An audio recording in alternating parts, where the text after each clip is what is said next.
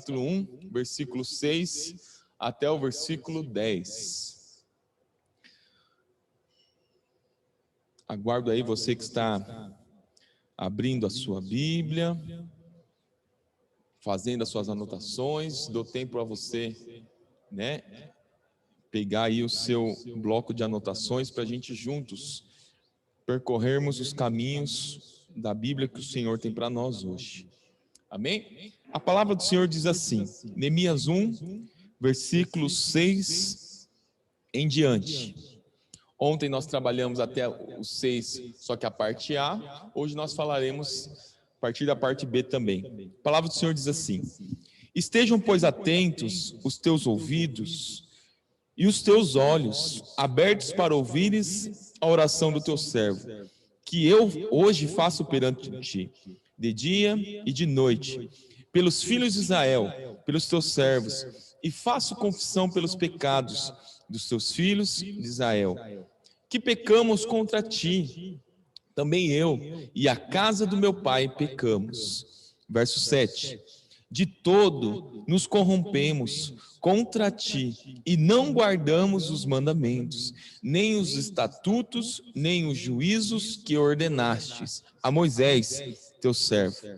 Lembra-te, pois, da palavra que ordenastes a Moisés, teu servo, dizendo: vós transgredireis e eu vos espalharei entre os povos. Versículo 9. E vós vos convertereis a mim e guardarei os meus mandamentos, e eu os farei então, ainda que os vossos rejeitados estejam no cabo do céu, de lá os ajuntarei e os trarei ao lugar que tenho escolhido para ali fazer habitar o meu nome. Versículo 10. Estes ainda são teus servos e teu povo, que resgatastes com a tua grande força e com a tua forte mão. Amém? Pai Santo, te louvamos pela oportunidade que temos de abrir a tua palavra e dela nos alimentarmos, recebermos luz, sustento, mantimento, força, nutrição, para percorrermos o caminho que o Senhor tem para nós. Como igreja, dá-nos, Senhor, um espírito da graça. Abre os nossos olhos, dá-nos revelação da tua palavra, que cada irmão, que cada irmã que está conectado, mesmo que distantes fisicamente, nós somos um só corpo, estamos unidos em um só espírito, mesmo que em cidades diferentes, porém nós pertencemos a um só Deus, a uma só família, habitaremos em um só céu, e como igreja, nós clamamos, Senhor, manifesta a tua vida, o teu poder e a tua graça em nós, sobre nós e através de nós, em o nome de Jesus. Amém e amém. Bom, o título da nossa mensagem hoje, nós vamos dar continuidade àquilo que nós falamos ontem, então ela permanece.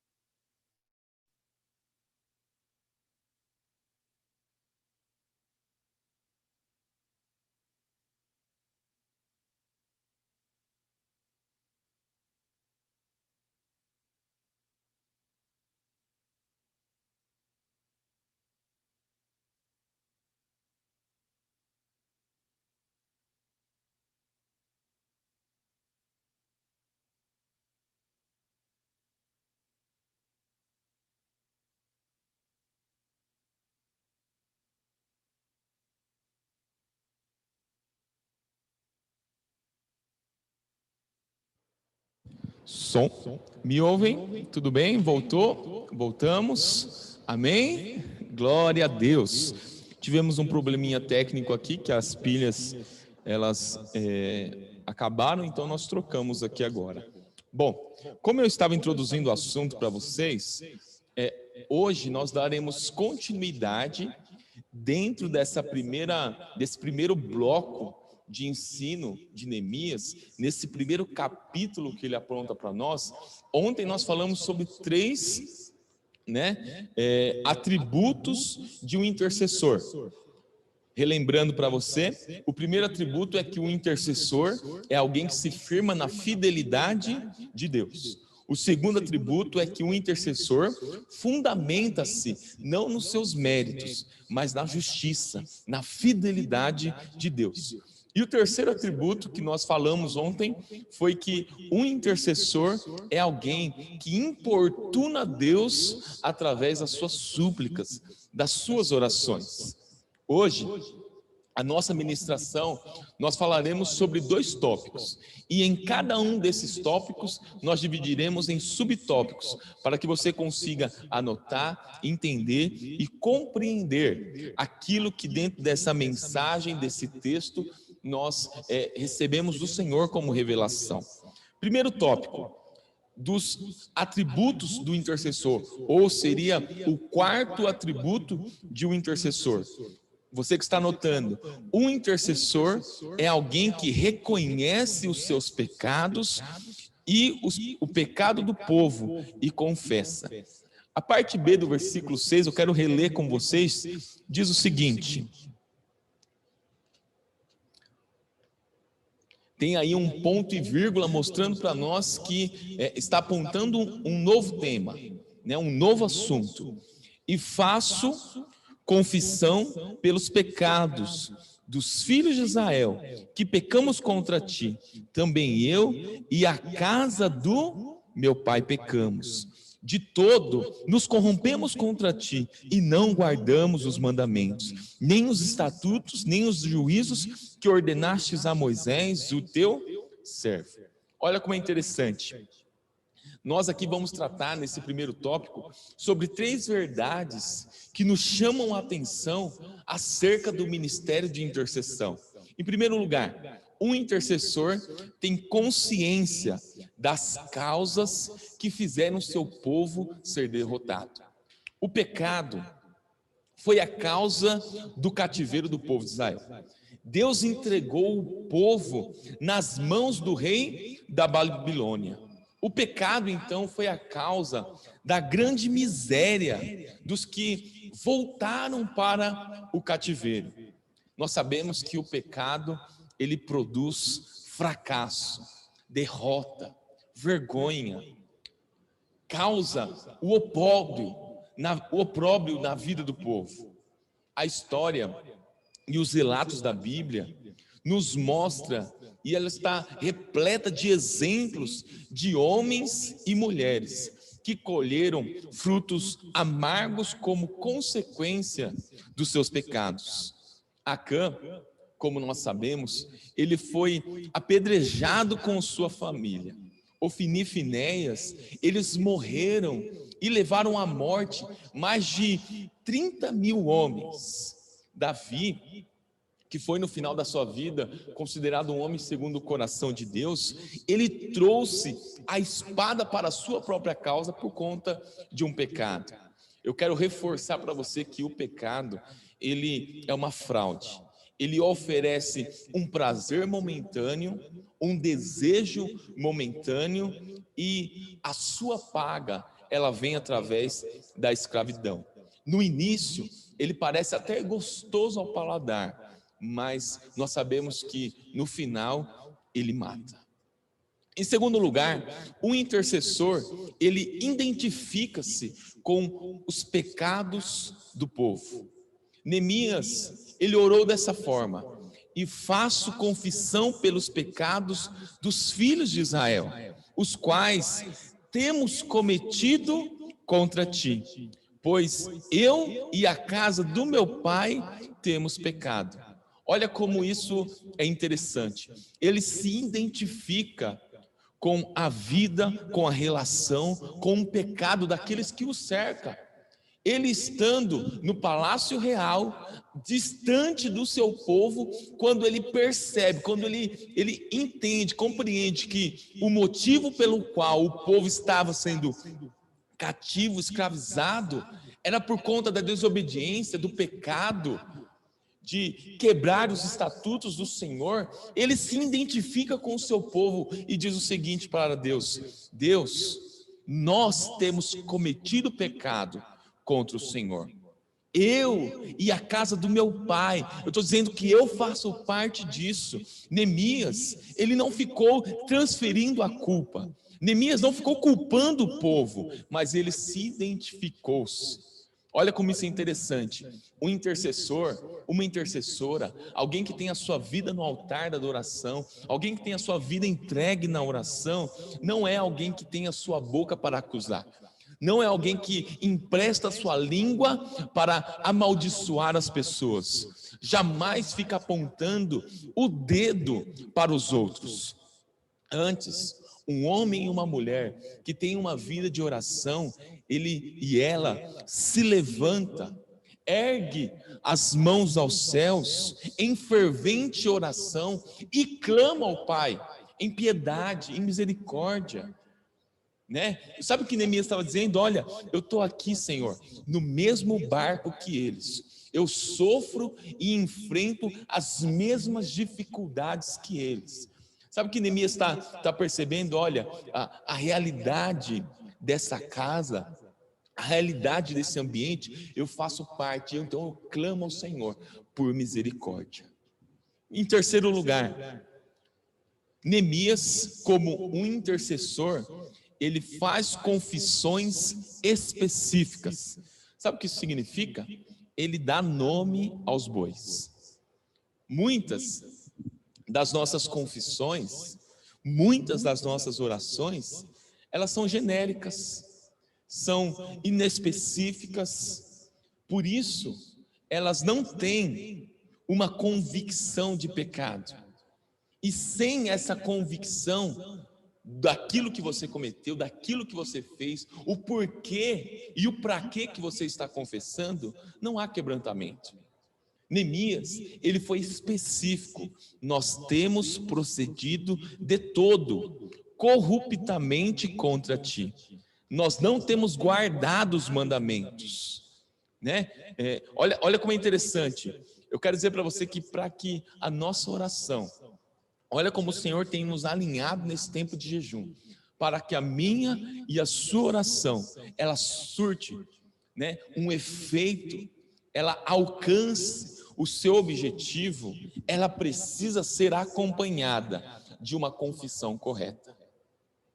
Provérbios 28:13 diz o seguinte: quem confessa os seus pecados e os deixa, alcança misericórdia.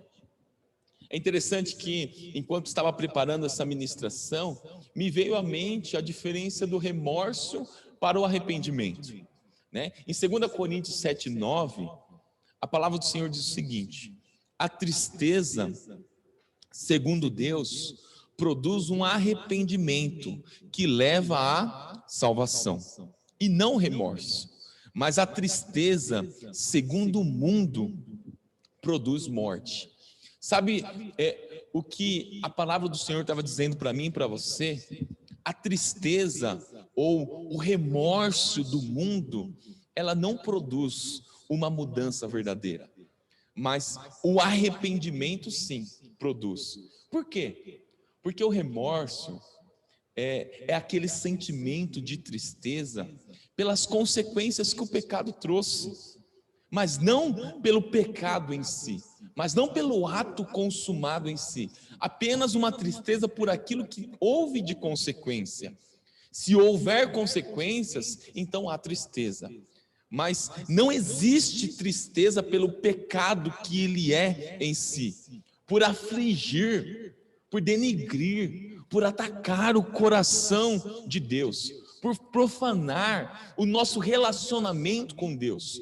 né? O pecado em si, ele profana, ele agride, ele machuca o meu e o seu relacionamento com Deus. O remorso, ele está na esfera horizontal, porque ele alcança apenas as consequências que acontecem no mundo, e nem um pouco na vertical. E eu quero dizer para você que quando as consequências passam do remorso, né, o comportamento ruim ressurge.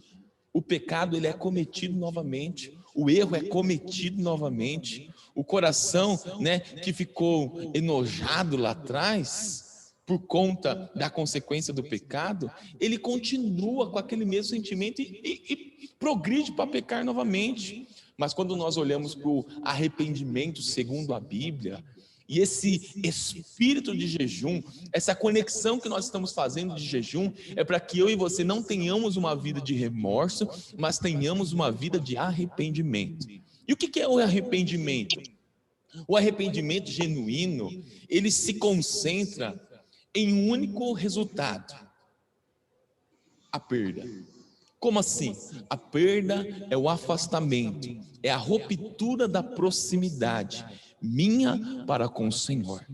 O arrependimento, ele sempre nos capacita a aceitar e deixar para trás tudo aquilo que nós fizemos, tudo aquilo que aconteceu e desagradou o coração do Senhor. Ao entender que Deus, ele nos perdoou e que não o perdemos, sentimos que os resultados terrenos, as consequências terrenas, elas são mínimas, elas são pequenas em comparação com as consequências espirituais. Pensamos, se o nosso Cristo, se Jesus, né, sofreu o verdadeiro castigo naquela cruz, eu que merecia aquilo, mas eu me arrependo. Eu me arrependo porque todas as vezes que eu peco, eu olho para aquela cruz e eu me enxergo lá. E era para mim e você estarmos lá, mas ele substituiu isso. Olha que sentimento de compaixão Neemias está nos ensinando a ter. Ele se incluiu, ele disse o seguinte: olha, eu faço parte dessa igreja, eu faço parte dessa família, eu faço parte desse corpo. O seu pecado, a sua dor, a sua dificuldade, hoje é minha.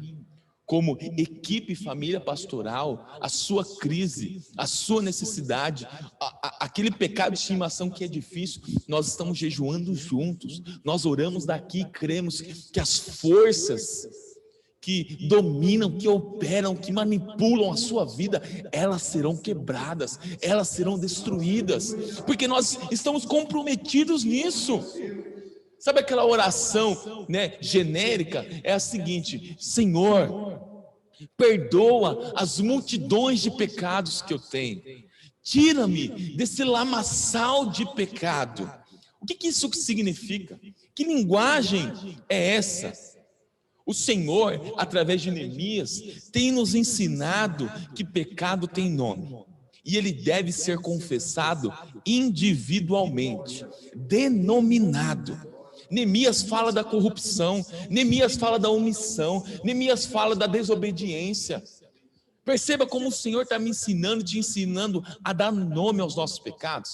No nosso encontro com Deus nós percebemos isso. Então você sabe, nesse período de jejum, o Senhor está vindo com quebrantamento para a sua vida, mostrando as áreas que você tem que dar nome para o Senhor. Falou: Senhor, sim, eu sou isso mesmo, eu peço perdão ao Senhor. Senhor, eu tenho esses pensamentos, Senhor, liberta-me de mim. Senhor, eu tenho desejado essas coisas. Senhor, sonda o meu coração. E eu quero dizer uma coisa para você: a ação de Deus na sua vida é sempre de dentro para fora, nunca é de fora para dentro. Nós ensinamos isso no curso de maturidade.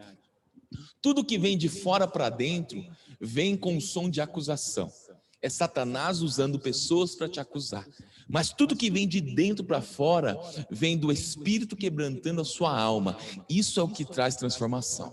Isso é o que traz mudança. Isso é que traz um posicionamento correto. É o Espírito dizendo para você: filho, o que você fez machucou o nosso relacionamento. Volta para o caminho. Retorna para o caminho. Volta para a essência daquilo que eu te criei, para aquilo que eu te formei. Bom, fechando esse primeiro tópico, que nós dividimos em 4 subtópicos, eu quero partir para você agora para o segundo tópico. Você que está anotando aí, escreva. Segundo ponto, um intercessor é alguém que se estriba, que se firma, que se conecta nas promessas da palavra de Deus. Vamos ler agora o versículo 8 de Neemias capítulo 1. Lembra-te, pois, da palavra que ordenastes a Moisés, teu servo, dizendo: vós transgredireis e eu vos espalhareis entre os povos. A palavra de Deus e a oração, elas andam de mãos dadas. Você como um intercessor, você como uma intercessora, precisa conhecer bem a palavra do Senhor. Por quê? Porque ela é um combustível que alimenta o seu ministério de intercessão. O que faz com que seu ministério de intercessão permaneça? É a palavra, é o alimento, é o sustento. E aqui nesse segundo tópico, eu quero mostrar para você 4 verdades dentro desses versículos que devem ser destacadas aqui. Em primeiro lugar, no versículo 8, um intercessor sabe que Deus tem zelo no cumprimento da sua palavra. Olha como isso é lindo. Um intercessor, ele sabe, ele confia, ele acredita. A sua oração é lembrando Deus acerca daquilo que Deus já prometeu a teu respeito. Mas como assim? Eu preciso lembrar a Deus? Deus sofre de uma espécie de amnésia? Por acaso Deus tem memória curta? Por acaso Deus se esquece para precisar que eu fique lembrando? Não. Quero dizer para você que a memória de Deus, ela é infalível. Por quê? Porque Ele é um ser onisciente. Mas Deus, Ele ama ser lembrado de suas promessas. Quem ora com base na palavra do Senhor, ora segundo a vontade do próprio Deus. As maiores orações escritas na Bíblia, elas foram fundamentadas nas promessas da palavra de Deus. E eu quero dizer para você que se você quer ter uma oração eficaz, que alcança o objetivo, que toca o coração de Deus, você precisa ser e estar totalmente baseado ou baseada nas promessas de Deus. Por quê? Porque quando Deus fala, Ele se compromete com a sua palavra. Porque quando Deus promete, Ele não é homem para mentir. Se Deus prometeu algo acerca da tua vida, você precisa crer nisso. Olha como a nossa base é um sustento firme, uma rocha inabalável. Se Deus disse algo acerca da tua família, você não tem que duvidar, você precisa crer. Se Deus disse algo acerca das suas finanças, você precisa estar firme sobre um fundamento correto, sobre uma rocha inabalável. Ele não deixa cair nenhuma só das suas palavras. Ele vai cumprir tudo aquilo que Ele disse, tudo aquilo que Ele prometeu a teu respeito. Certa vez um pastor disse o seguinte: a oração não é vencer a relutância de Deus. A oração é apropriar-se de sua mais alta disposição em abençoar. Olha como isso é precioso. A oração é você se apropriar de tudo aquilo que Deus já prometeu para você na sua palavra. Tudo aquilo que Deus está disposto a liberar para você. Segundo ponto, o intercessor compreende que a disciplina de Deus vem sobre a desobediência. Vamos lá para o versículo B, para a parte B do versículo 8.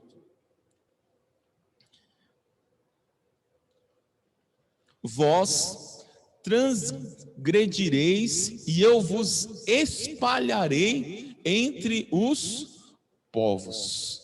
Olha como isso é interessante. Você como um intercessor, uma intercessora, deve compreender que a disciplina, ela não é um castigo. A disciplina de Deus é a maneira que Ele utiliza para trazer de volta eu e você para o caminho da obediência. A disciplina de Deus, ela não é um castigo, ela não é uma maldição, mas ela é a maneira que Deus usa, que Ele utiliza para que seus filhos voltem, retornem para o caminho pelo qual eles não deviam sair. É interessante que os estudos apontam que a psicologia moderna, ela ensina, ela prega que os pais, eles não devem mais disciplinar os seus filhos, que a vara não deve mais estar presente na vida dos filhos. Conselhos tutelares, se levantando, e há muitas denúncias. Enquanto eu estava aqui preparando nessa mensagem, eu fiquei espantado do tanto de denúncia que tem de vizinhos contra pais que disciplinam os filhos. E aqui eu não estou dizendo de agressão.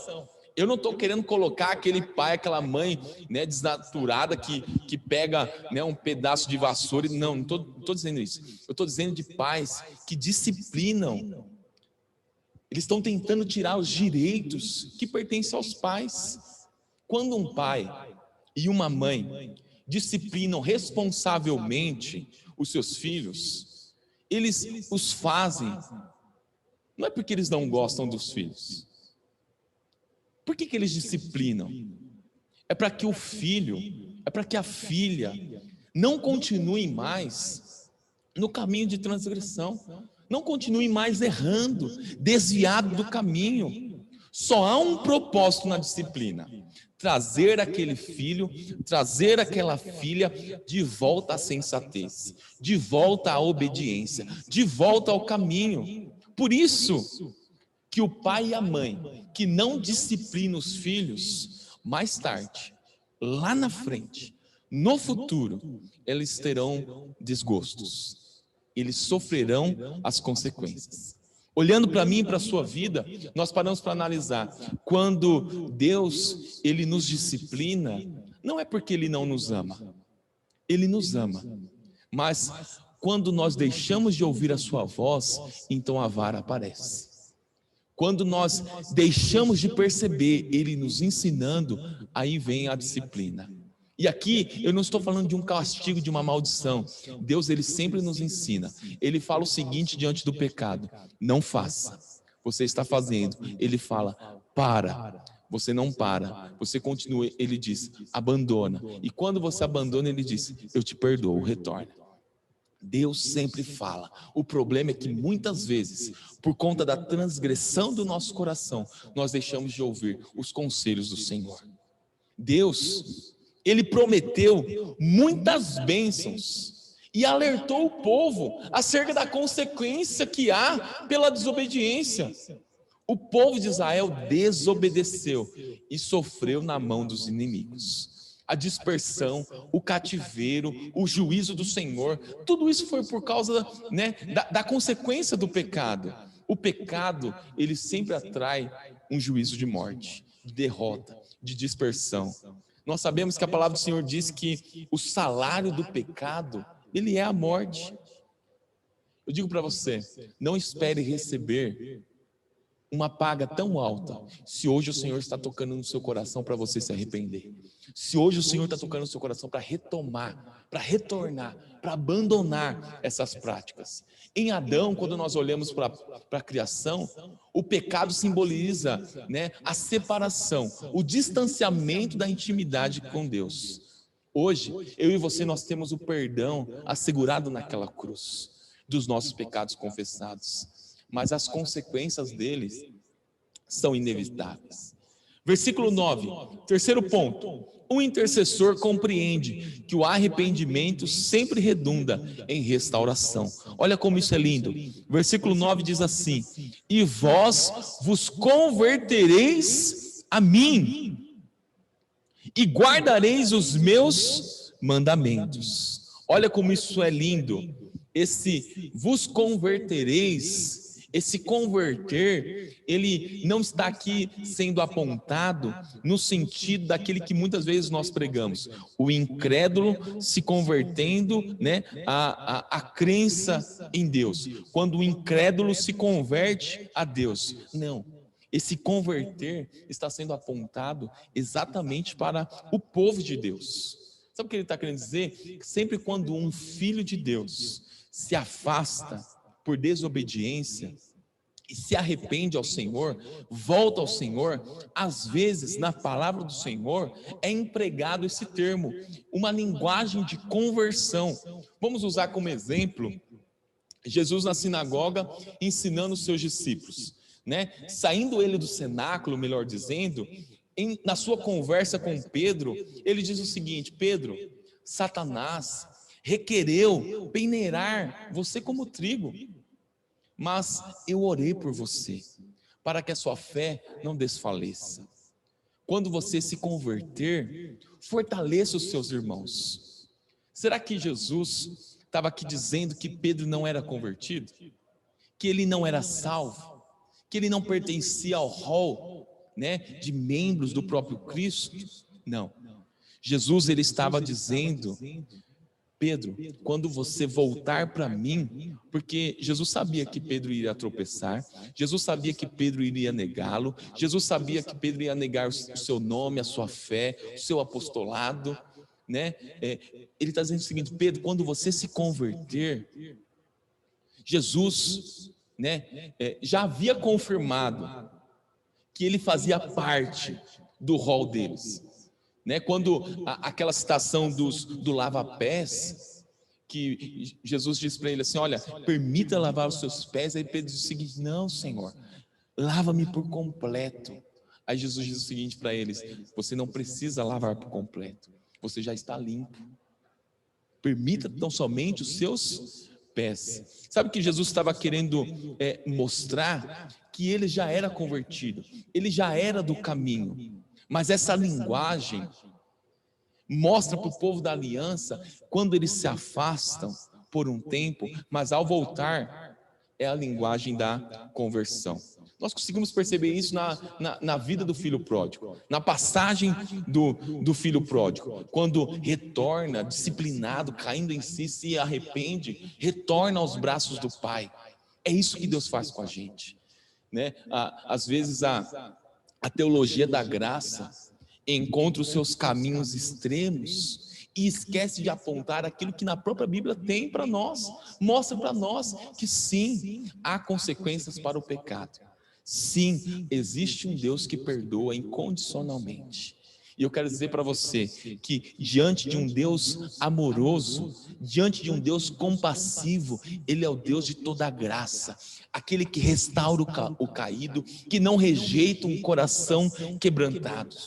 Neemias sabia que se o povo se arrependesse, viria um tempo de restauração e refrigério do Senhor. Quero dizer para você que essa é a confiança de um intercessor, o conhecimento do caráter misericordioso do Deus que nós pertencemos. E por fim, para mim finalizar, em quarto lugar, o intercessor compreende que os pecados do povo não anulam a aliança com Deus e Ele. Versículo 10. Estes ainda são teus servos, e o teu povo que resgatastes com a tua grande força e com a tua forte mão. Olha como isso é lindo. Neemias mostra para nós, em uma oração, que o fundamento na perseverança do amor de Deus pelo seu povo faz com que o coração de Deus se compadeça do pecado do povo. Eu quero dizer para você que ainda que sejamos infiéis, Deus continua sendo fiel. Neemias fala de um lugar escolhido. Neemias fala no versículo 10 de um povo escolhido. Eu quero dizer para você que a minha e a sua fraqueza, a minha, o meu e o seu pecado, a minha e a sua fragilidade não anulam a eleição da graça do Senhor, não anulam o favor do Senhor sobre nós. Mesmo quando nós pecamos, deixamos de ser um povo remido por Deus? Não.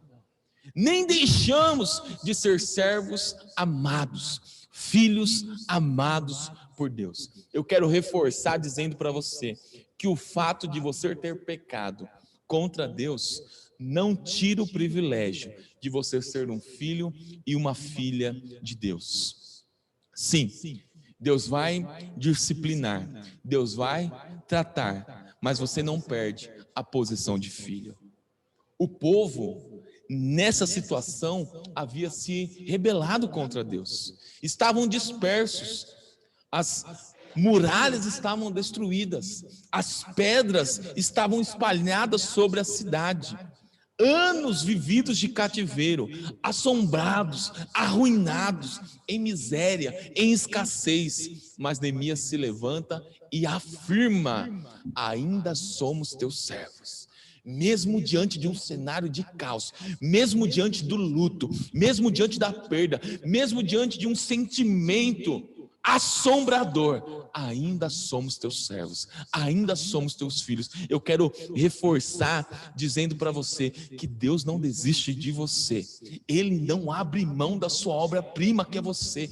Não importa o sentimento que hoje está rondando a sua casa, não importa a realidade de vida dos seus filhos, não importa a realidade de vida dos seus vizinhos, dos seus parentes, não importa o quão sujo eles estejam. Eu quero dizer, se levante como um intercessor, se levante como uma intercessora, clame pela bondade do Senhor, pela misericórdia do Senhor.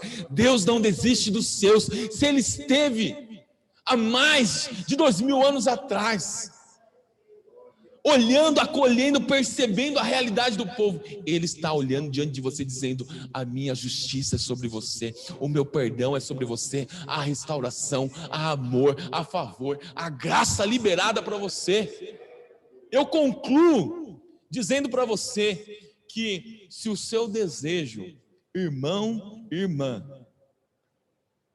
é a semelhança de Neemias, ter trânsito livre com os homens sendo um consolador e ter trânsito livre com Deus sendo um intercessor, os céus estão abertos sobre você. Você tem linha direta com Deus. Enxergue nas entrelinhas dessa palavra os caminhos que Deus quer te levar para uma vida de êxito, para uma liderança eficaz, para aproveitar o tempo da sua oportunidade. Fale para Deus, abra a sua boca, confesse para o Senhor, perceba: Senhor, eu quero ser um intercessor, eu quero ser uma intercessora, eu tenho consciência das minhas fragilidades. Identifique-se com o pecado daqueles que te cercam, dê nome para os seus pecados e se arrependa, mude de vida. Se levante como alguém que está firmado nas palavras de Deus, na fidelidade de Deus, no cumprimento delas. Compreenda que mesmo que você esteja passando por um tempo de disciplina, essa é a forma como Deus traz você de volta. Faz com que você abra os seus olhos e perceba: você se desviou do caminho, se converta. Você caiu, você vai se levantar. Volte para cá. E por fim, como um intercessor, compreenda que o pecado não tem mais poder de anular o amor do Pai sobre a sua vida. Isso é o poder avassalador da graça do Senhor. Isso é a graça encarnada, o amor do Pai escrito através de Cristo, alcançando o meu coração e o seu coração.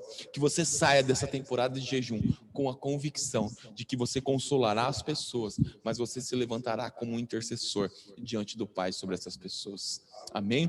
Deus abençoe vocês. Obrigado pela oportunidade.